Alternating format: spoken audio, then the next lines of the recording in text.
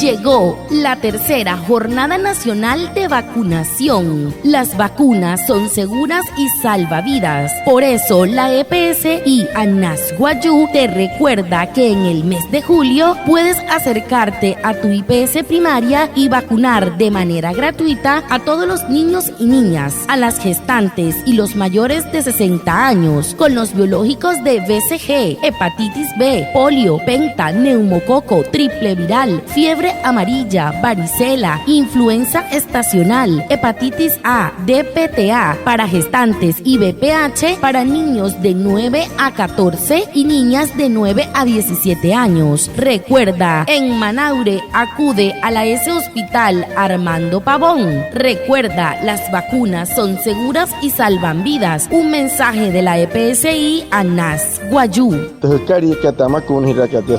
En Colombia, pues bueno, cachica y julio, macuna la pona te pichcan ahí rupuripuano, taformreo yo que narate no hoy suri, hay pirroiqui huya. Spurate macuna que BCG, hepatitis B, polio, penta, neumococo, triple viral, fiebre amarilla, varicela, influenza estacional, hepatitis A, DPTA, o tafuripuano, macuna que BPH, o pura te pich toro yo me quieta el juine poro piench me huyo te pich yo, pura me quieta el juine poro carach me huya. Red capa, solo muy pitat que Manaure Armando Pavón. Anena hia, cateno hia, no origen ni opto en hitere de macuna cajonai.